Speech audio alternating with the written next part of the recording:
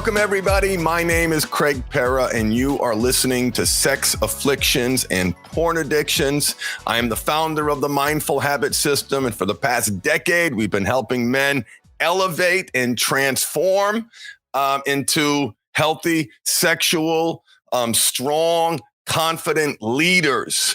You got to go great, right? You cannot be mediocre and channel this powerful sexual energy. So what I'm going to share with you today, someone asked me this question. They asked me, what are the 4 most important words or phrases in recovery from sex and porn addiction? Now, I went back and forth on this. I've struggled with exactly how to rank them, but I finally landed, and let's jump in. Let's be efficient. Your time is valuable. If you're listening live, thank you for joining me. Put some questions in the chat as we're talking. I will answer them at the end. If you are not listening to me live and you want your questions answered, then please follow me on YouTube, Facebook, LinkedIn, Twitch. Did I say YouTube? Anyway, join me there, and that way you get notified when I come live. So if you have a question regarding what I'm talking about, post it in the chat, say hi. And if you're watching this not live, then unfortunately I won't be able to answer your question. But if you like or subscribe to me on those channels, you'll be able to follow and get notified when I go live. So number 4. As the most important word, this is a phrase, but I'm going to include this one. Number 4 is healthy sexuality. Okay. As you probably know, if you've been listening to this channel, the experts are still have no idea what to call this and how to treat it. Let me just give you a quick example, quick rundown. The American Psychiatric Association studied this issue for 5 years, and there was so much controversy around calling this an addiction. It was one of the most hotly debated issues of our time.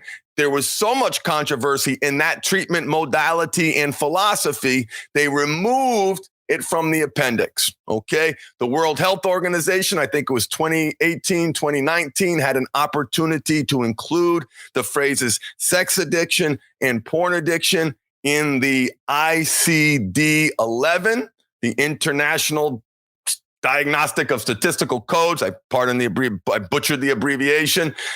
They rejected it.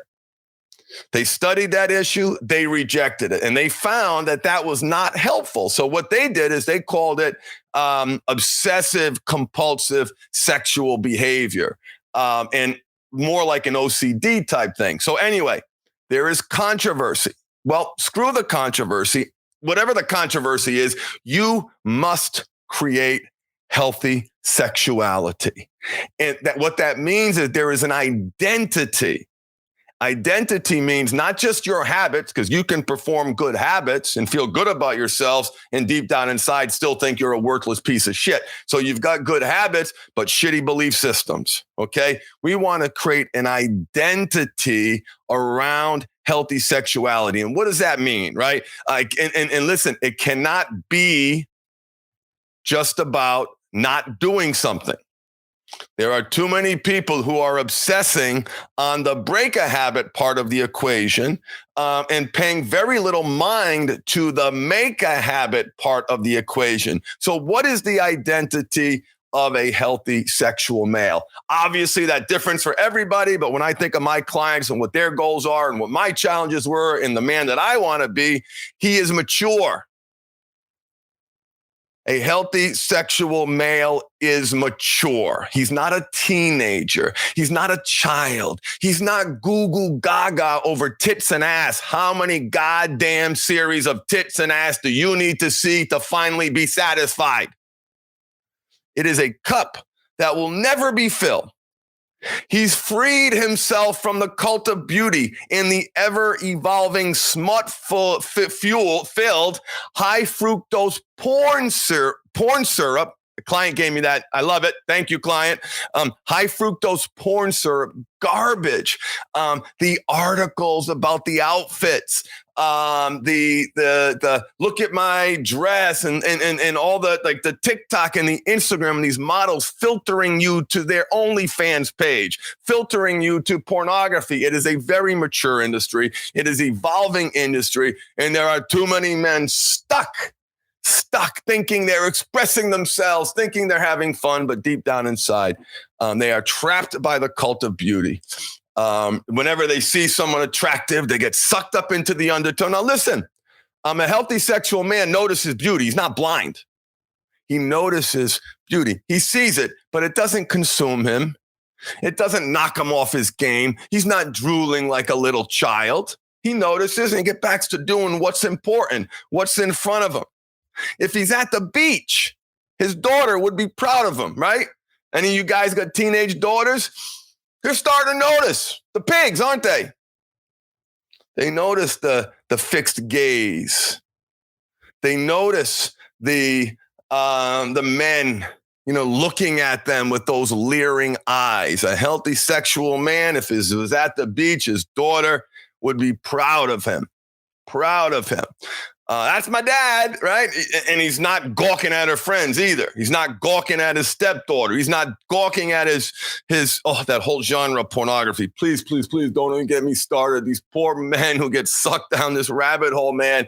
And then they get caught and they're watching this stuff and they've got a stepdaughter and their lives are turned upside down. Please, please, please, if you're going to just stay away from that dangerous genre of pornography. Okay, what else is the identity of a healthy sexual male? And listen, this list is not exhaustive. This list is not exhaustive. I invite you, maybe you're watching right now, want to put in the chat, what's your definition of a healthy sexual male? You know what he doesn't do? He doesn't nibble around the edges.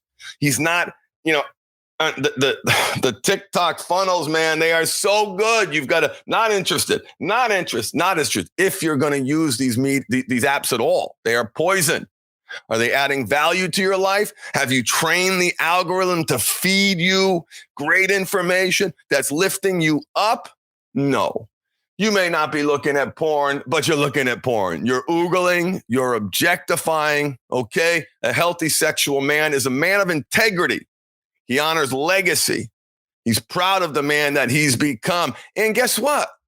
He's not a prude. He's having great sex with his partner. Great sex. That's the identity of a healthy sexual male, at least part of it. All right? All right. Who do we got here?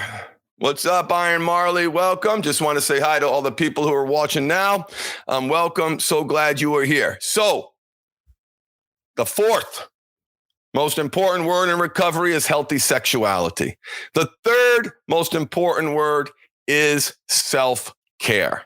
Okay, so to break a habit, you have to make a habit. Self-care is almost everything. I wrestled with this one. Is this one 3? Is this one 2? I can't make an argument that is first, and I'll tell you why in a second. So to break a habit, you have to make a habit. Again, back to identity, okay? The identity of someone who treats himself the way he wants his children to treat themselves. He cares about himself. He's proactive in managing stress. He takes time for himself, recognizing that whatever he thinks he's going to accomplish professionally, he knows that he cannot accomplish and achieve what he wants to accomplish professionally if he is always sprinting, if he's not pacing himself, right? Smart people work smarter, not harder. Let me tell you something, brothers. I am so proud of the life that I have created for myself. For those longtime listeners of this podcast, know of my medical problems. They are certainly well aware of my mental health problems, and some of those medical problems have gotten worse. I've had these I don't want this to be about that, but I've learned how important it is to stay ahead of it. You cannot be expected to regulate your central nervous system and not use sex as a coping strategy if you're not taking care of yourself. Number 3 is self-care. Number 2 is love. I want you to pay really careful attention to what I'm going to say right now. The common denominator, the root cause of every single one of my clients is lack of love for self. Okay? If you are engaging in shame, self-loathing, the brutal critic telling you what a worthless POS you are, self-loathing. How you feel about yourself is how you're showing up in the world, not just consciously, but subconsciously. If you do not love yourself and love other people, it limits you. It holds you back. If you are out there hating on this group, hating on that group, hating on yourself, all of that stuff that's projecting outward, that's coming from inside you. That's poison. That is poison. And it's not a word that too many people, well, that's changing. It's not a word that too many people associate with men, but it's critical, man. My life is so much better because I have love in my heart. I love myself. Every cell, every broken neck, shoulder, hip, irritable bowel syndrome, Crohn's disease, chronic inflammatory response syndrome, 7 car accidents, 6 concussions, fractured skull, low back surgery, jaw surgery, on deck for a shoulder, neck, 4 levels, hip replacement. And I haven't even gotten to the chronic pain and the mental health issues. I love myself. And remember, men, you can't give what you don't have. If you hate yourself, I just honestly don't like that. You can't give what you don't have, right? Are you giving that love to your kids? Are you giving that love to your wife? Can someone who feels like a worthless piece of crap, who doesn't take care of himself? And by the way, self-care, self-love, 90% of the problem. It's not 100%, but you learn to love yourself and you learn to take care of yourself, and you're able to do that systemically over extended periods of time, you have solved 90% of this problem. Obviously, too, I'm speaking generically. I'm speaking to the average person that I deal with, not someone who's also struggling with co-occurring drug addiction, co-occurring mental health issues, other serious physical conditions. Obviously, those things make this more complicated, but even if you are struggling with all those things as I was, 2 of the most important words for my journey, self-care and self-love. Okay. If you don't love yourself, it's holding you back. It's robbing you of the richness of life, stealing from you joy, happiness, connection, vulnerability, accountability, purpose. So number 2 of the second most important word is recovery, is love. And let me recap what I've got so far. Number 4, healthy sexuality. Okay. Critical to build not just habits around healthy sexuality, but an identity, a man who is healthy sexuality. Okay. Number 3, self-care.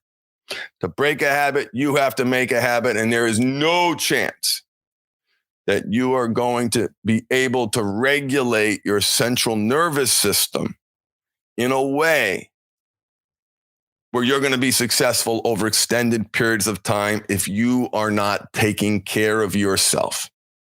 Okay? And how you're taking care of yourself, don't forget, dads, you're training your children. So if you are grinding yourself into the ground with a boss that hates you and a job that is eating you up and spit, and listen, how many of us are out there? But please, men, do not forget, we are living through the greatest transfer of wealth in the history of mankind. With all these problems out there, that's happening now. There has never been a greater opportunity for you to create the life that you want, that you know that you need to be successful. And if you are in a job where self-care is like, no freaking way, love for self, get out of here, there's no time for that, you're doomed. You're doomed. Find another job. Get a better job. Find a boss that respects you. All right, before I go off on another tangent, 3 was self-care. 2 is love. The common denominator of every client that I have ever worked with in the past 11 years is lack of love for self. The number one word, and this is going to be a bit of a surprise for some of you, and like I said, different days as an attorney, I can argue different viewpoints quite well, but I'm going to go with number one. Number one, the word is safe. S-A-F-E, safe. And let me tell you why. Okay, I'm going to kind of just beeline it right to the issue. Some of you may connect, some of you may not. I know that if I utter that word too early, when I'm helping people, safe, okay. Usually the response is, all right, I've come this far. He's got a little bit of credibility. I don't know what the heck he's talking about, but I'll tell you, everybody 6 weeks in has a deep appreciation for that word because doing their habit cycle work, doing their parts work, they as men have come to understand how unsafe they actually are. If you are getting angry in response to conflict, you feel unsafe. If you need to go to porn to manage and regulate your emotions, your central nervous system, your anxiety, fear, you feel unsafe. And that's the word. If there is conflict in your relationship and you're getting defensive and you're shutting down, you feel unsafe. Unsafe. That's why you get big when you get angry, because deep down inside, you feel so small. And the safe part, some of you may have heard my podcast on emotional safety, which is like the most important couples exercise in the entire mindful habit system. And it's easier to speak to the partners on safety, isn't it? Right? It's the partner perspective. I thought 2 + 2 was 4. I thought the sun rose in the east and sets in the west. I thought my husband's sexual energy was being directed towards me. I thought he was being honest. I feel unsafe. I don't know which end is up. I don't know which end is down. I don't know what the truth is. I don't know. I know there's lies everywhere. I feel unsafe. And men, if you're going to repair the damage in your relationship, you've got to help your partner create that sense of safety. And I'll talk more about this in another podcast, how to do it. And because betrayal trauma causes wounds, you can only do so much. She needs to treat that betrayal trauma wound. It's like being in a car accident, right? You can drive, you can encourage, hey, you should go to physical therapy. You should, do the exercises. And here's the thing with the partners, right? When they unpack that betrayal trauma wound, they realize it is physical. They're not sleeping. They're sick to their stomach. Nervous, tension, anxiety, fear, hysterical crying, anger, rage. That's all in the body. They feel profoundly unsafe. And it's why that emotional safety exercise is so important for the partners. But you know who it's more important for? And I don't say more important. I don't mean more important. I mean that the women tend to have a higher EQ, emotional intelligence, than the men. I ask them, what makes you feel safe? What makes you feel unsafe? Hold on a second. Let me count the ways. They know what makes them feel unsafe. Okay, now when the men do this exercise, a lot of them say, I made this mess, man. I'm going to keep my mouth shut. Nothing to see here. But let me give you an example of a reality that changed my life and really led to me being obsessed about this concept of safety. Now, if there's physical cheating, right, there's unsafety, threat of disease. So there's actually physical unsafety if you are stepping outside the marriage. I'm talking more about emotional unsafety for my porn addict brothers, but obviously the same applies. You've got to do what you can to help your partner feel safe. You cannot make her feel safe. That's something that she has to do internally for her. And I know there are a lot of women very resistant to doing that work. Why should I do anything? Why should I do anything? You did this.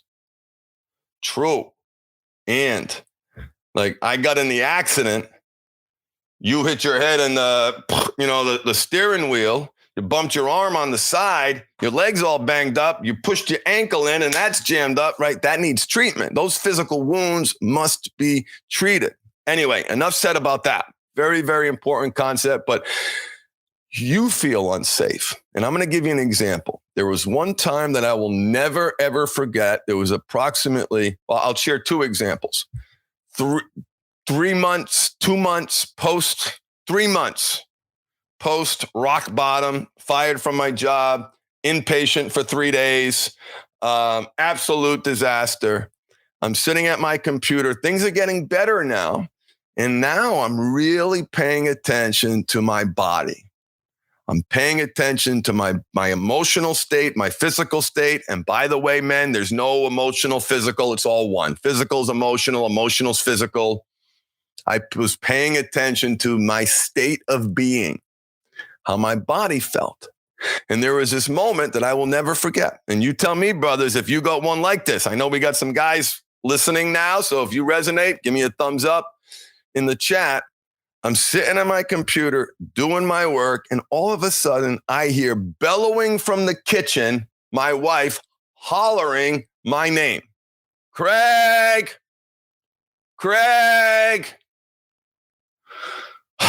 God damn it. What did I do now? Son of a bitch, right? So this is me in my head. I didn't say these things out loud.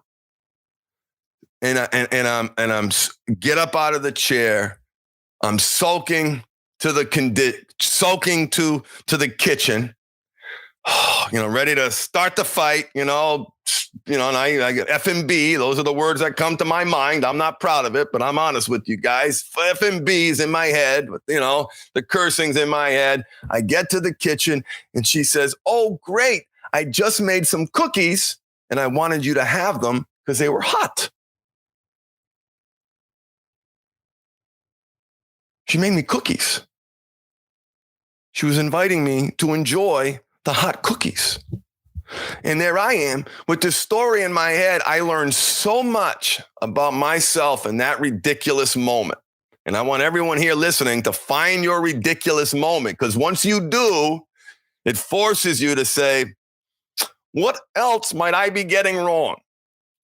What other bull stuff am I projecting onto this relationship? 9 out of 10 clients are projecting, 10 out of 10 clients are projecting authority onto their partners, meaning they feel as if they are the one down in the power dynamic, right? Their wife's up here, they're down here. Now listen, the wives feel the exact opposite, but they feel they're in that one down power position. They're projecting, I said 10 out of 10 authority, 8 out of 10 it's mother, right? And the partner, and trying to, one, be like traumatized as to what's going on, their natural motherly instincts. They want to help. They want to do this. They want to that.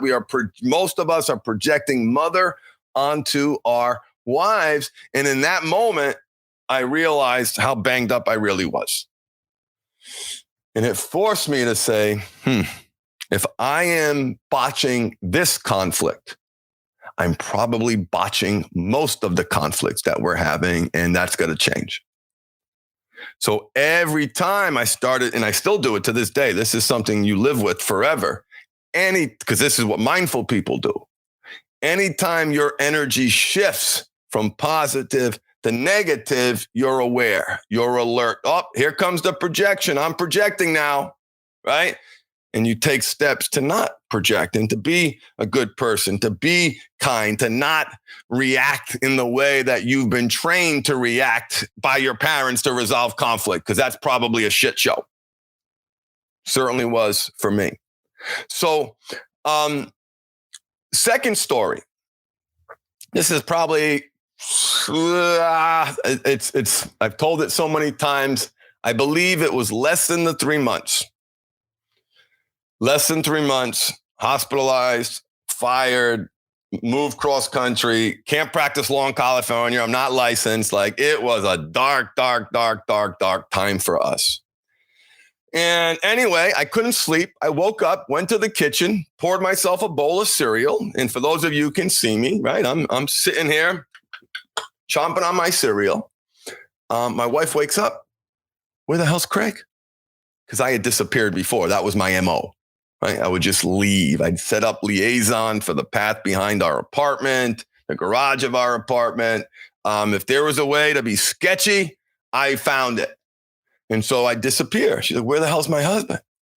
She wakes up with that kind of energy, disoriented, confused, and she stumbles into the kitchen, wiping the cobwebs out her eyes, and she rhetorically asked the question like, oh, you're eating cereal. I swear to you, men and ladies who are listening, it was a nanosecond where I am sitting there with a bowl of cereal on my shirt because I'm a slob. The box is right there. The spoon's in my hand. Cereal's probably in my mouth. I say, no. With a spoonful of Cheerios, I look her dead in the eye and say, no. And that was another moment where I said, uh-oh. Maybe my reality is not my reality. Or maybe my reality certainly isn't her reality. She asked me a simple question. How many men here have told their partners the stupid lies? Did you take out the trash? Yes. They get home, the trash isn't taken out, right? You've destroyed all credit. Any progress you've made, you've destroyed all credibility. All credibility. Why? I felt unsafe. And it was a hard word for me to get my arms around. But when you start unpacking the training regarding those reactions and why you react that way, you get back to some pretty heavy stuff. The training, the programming, the family of origin. Yeah, John gets it. Bold-faced lie. Nope, no cereal here. My mind goes, bitch, no cereal here. You know, am I eating the wrong? But here was in my mind in that nanosecond, right? I'm eating the wrong cereal. I'm doing the wrong thing. Mommy's going to punish me. I'm going to get in trouble. Her disoriented, confusing energy really startled me. Like, like that part awakens. And brothers, if you aren't doing parts work, you're doing yourself a disservice. I believe that the internal family systems model and the mindful habit system, I'm not going to put myself on that pedestal. But to the extent that we use parts work, that puts us way ahead of the competition because parts work will be the new gold standard for psychotherapy, addiction treatment. It is most closely aligned with the modular theory of the mind, and it most closely aligns with the reality that a part of us wants to do this, a part of us wants to do that. The book I recommend is No Bad Parts. No Bad Parts by Dr. Richard Schwartz. It'll change you. It'll open your mind to a whole new treatment modality. So back to my story. Both of those two instances, I felt unsafe. I had a part of me that got defensive. I had a part of me where the walls came up and I had to say whatever I was going to say so I don't get in trouble. Where'd that come from? Childhood. Right. And so once I was able to understand that part of me that gets awakened when my wife asks me a simple question and I can feel it in my body, right? The receipt of the question, the feel it in my body, the automatic thoughts. What happens is those don't go away. Right? People think they go away. Yes, that automatic defense. They think it goes away. Oh, I'm gonna say something to my therapist and we're gonna have that big moment and my life changes. Sorry, it doesn't work like that. right? I wish those big cathartic moments in therapy produce long-term change. They don't, not because we're bad, because we're creatures of habit. Once I was able to understand the different parts of me that were taking over in response to different stimuli, particularly negative stimuli, now I was able to take action. Now I was able to use my awareness of my triggers and my thoughts and how those triggers and thoughts were received in the body. Those become the prompts and the cues to do something else. Those become the prompts and the cues to do something else. And that is the reason that I chose safe as the most important word in recovery, because your partner likely has to do some work on herself, because most of the partners come to us with stacked trauma, meaning they have pre-existing trauma that has been inflamed by the lying, by your compartmentalizing, by your lack of empathy, by your hiding, by those secret behaviors. She feels unsafe, and you can't fix that entirely, but there's a lot that you can do to make your partner feel safe. But I say even more important than that, and I by no means am suggesting your partner's safety isn't important, but if you don't do it for yourself, you can't do it for her. If you don't feel grounded in your body, right? If you're still reacting the way you were programmed to react, what's happening? Your central nervous system's getting all jacked up, right? Maybe you act out sexually, then feel shame about it. So you get that whole cycle going on, or you get defensive, or you shut down, or you get angry. Nobody can make you feel anything. Right? And owning that and recognizing that I am control of my actions. I can learn, you can learn to not respond.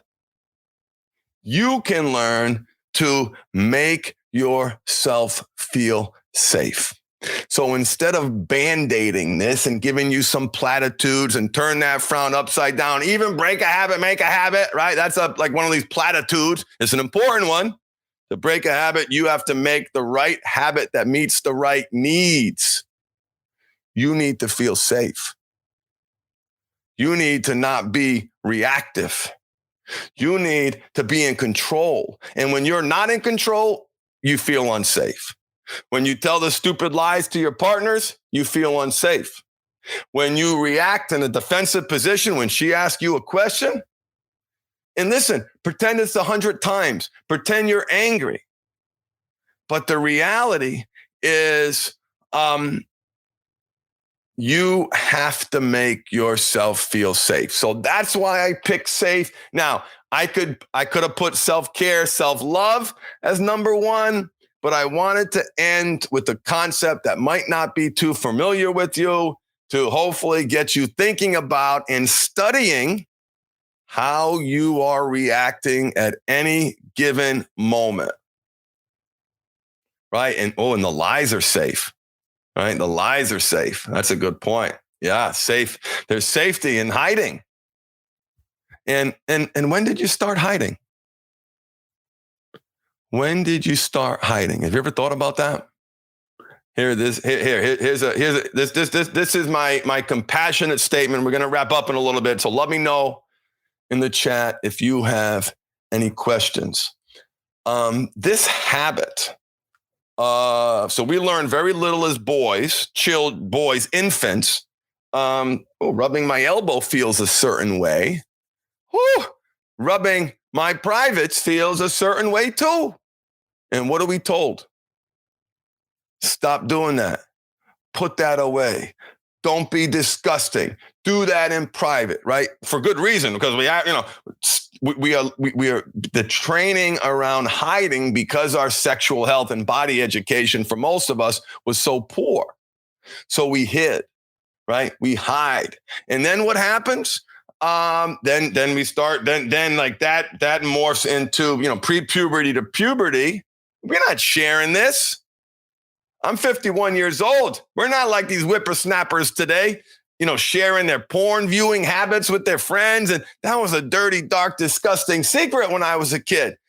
We learned to hide at a very young age. In fact, men, for most of you, this is probably hiding, lying about some aspect of your sexual expression is probably the oldest and most impactful habit in your reality, period. Because look, oldest, you might find a habit that's older, but you will not find a habit.